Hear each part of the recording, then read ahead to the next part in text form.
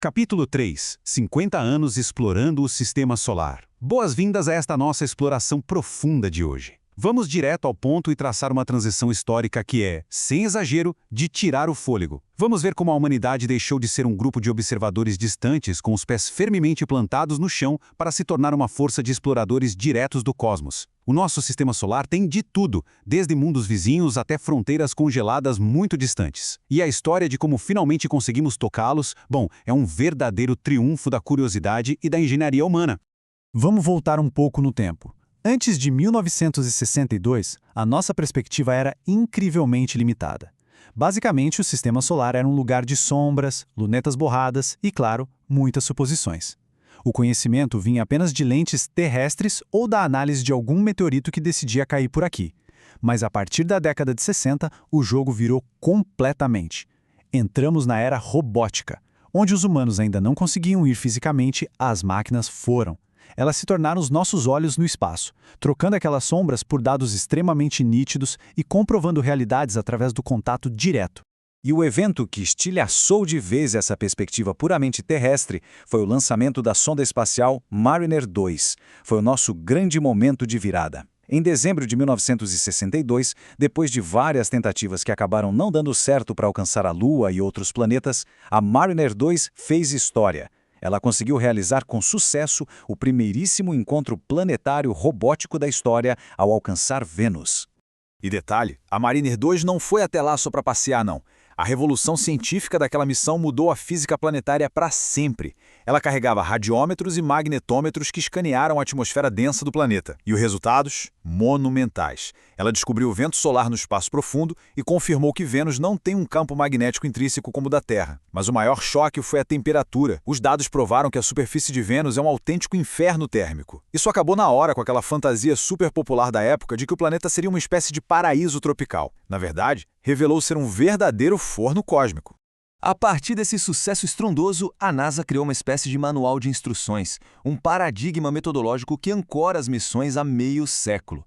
É o que chamamos de escada da exploração planetária.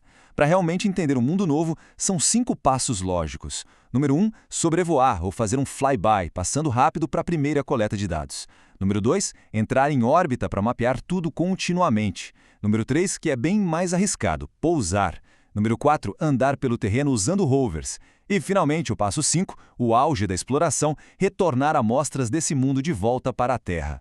Entendendo esse conceito, fica fácil ver por que o sobrevoo solitário da Mariner 2 foi tão vital. Ele foi o primeiríssimo passo dessa escada. O flyby serve justamente como aquele reconhecimento inicial de território, sabe? Sem capturar os dados de temperatura e do ambiente espacial ali em volta de Vênus durante aquela passagem rápida, seria impossível planejar os passos seguintes com qualquer margem de segurança. Foi a base de tudo.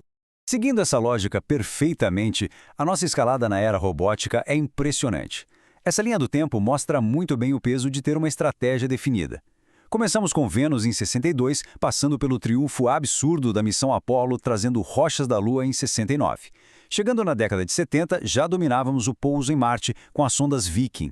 E, acelerando lá para 2015, a sonda New Horizons fez o famoso sobrevoo em Plutão. Com isso, a humanidade simplesmente completou a visita a todos os planetas clássicos e anões do nosso sistema. E o resultado de varrer o Sistema Solar de ponta a ponta é de cair o queixo. Basta olhar para o nível de detalhe da bacia Sputnik Planum lá em Plutão. 50 anos de paciência, inovações brilhantes de engenharia e muita transpiração científica transformaram aqueles pontinhos de luz no céu em mundos reais e dinâmicos. Mundos com calotas de gelo, canyons profundos, montanhas imensas. O universo, de repente, ganhou uma nitidez espetacular. Mas como diz a nossa escada da exploração, apenas observar de longe não resolve tudo. A ciência sempre nos empurra para a próxima fronteira. A transição mais perigosa, porém absolutamente essencial, é sair daquela segurança da órbita e partir para a agressividade de tocar o solo de outro planeta. Descer de paraquedas, enfrentar atmosferas instáveis e sobreviver ao impacto da aterrissagem, tudo isso joga os riscos lá nas alturas. Mas é o único jeito de descobrir a verdadeira química de um mundo alienígena. E como garantir que esse salto de fé dê certo? Mapeamento orbital prévio. É o passo 2 preparando o passo 3. A sonda Viking 2, por exemplo, lá na órbita, conseguiu mapear tempestades de poeiras gigantescas encobrindo Marte. Esse trabalho metódico lá de cima entrega os dados climáticos e topográficos exatos que precisamos. Sem entender essas tempestades e os perigos do terreno, uma espaçonave jamais conseguiria fazer uma descida segura até a superfície. Bom, e depois de tocar o solo em segurança, ativamos o passo número 4, andar.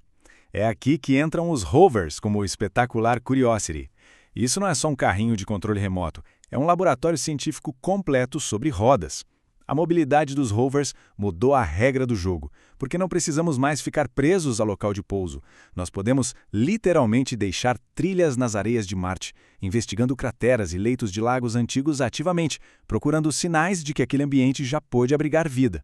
O que nos leva ao ápice tecnológico da exploração atual, o rover Perseverance. E ele vai muito além de apenas passear. Desde que pousou na cratera G0 em fevereiro de 2021, o Perseverance vem perfurando rochas estrategicamente escolhidas e selando tudo em pequenos tubos ultra-resistentes de titânio. É pura geologia de campo feita em outro planeta. Sem falar no seu parceiro, o helicóptero Ingenuity, que fez o primeiro voo autônomo e motorizado da história na fina atmosfera marciana subindo 3 metros. A engenharia humana realmente não tem limites. Mas afinal, por que o Perseverance está tendo todo o trabalho de perfurar e selar esses tubinhos de titânio e deixá-los espalhados por Marte? Simples, para preparar o terreno para o degrau final da nossa escada. Trazer esses segredos para casa. O retorno de amostras é algo absolutamente indispensável. Instrumentos avançados de laboratório aqui da Terra pesam toneladas. Seria impossível colocá-los dentro de um rover. Então, a única forma de acessar a fundo a química de Marte e bater o martelo sobre possíveis bioassinaturas antigas é trazendo essas rochas para os nossos laboratórios terrestres. E nós sabemos com toda certeza que esse passo final funciona. Nossos triunfos passados comprovam isso.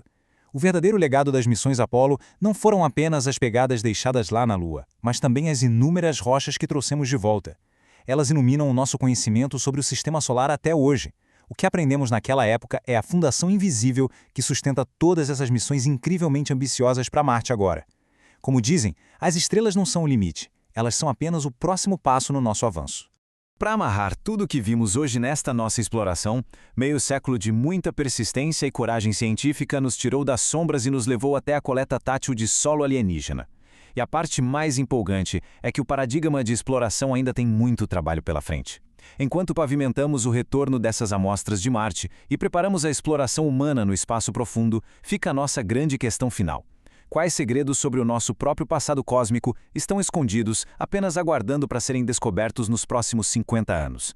O mistério é gigantesco, mas a ciência continua lá, subindo a escada, degrau por degrau, rumo às estrelas.